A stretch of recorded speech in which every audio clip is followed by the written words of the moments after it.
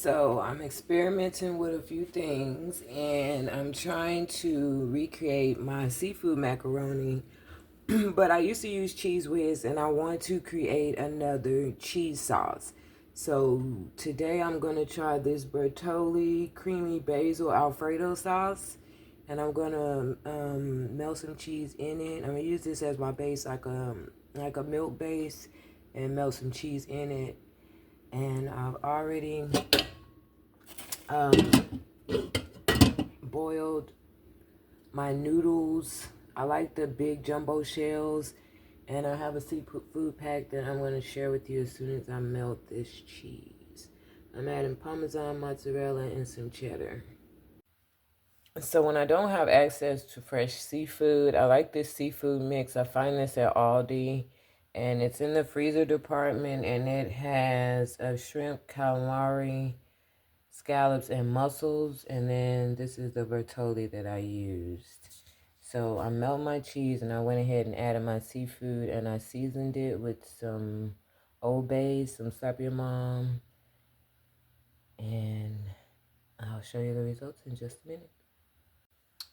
This is how it turned out. All the cheese is melted and the seafood is good and blended. Oh, look, I still see a piece of cheese right there.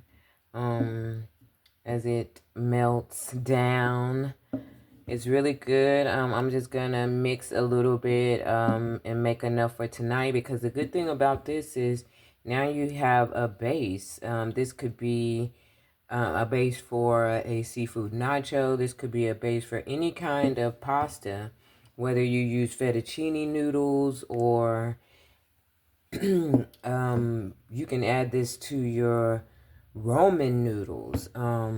You could also do seafood lasagna with this. It would be a good nacho over a chip. You can use it as a snack over a dip. So remember that that base is always a multi-purpose base. And if you don't, I'm not going to mix it with the noodles all together at one time, because I might want to switch it up a little bit later and have this with some chips and just make me a seafood nacho with those black chips, the 3-ingredient chips that are not bioengineered. Look, as we learn. Yum.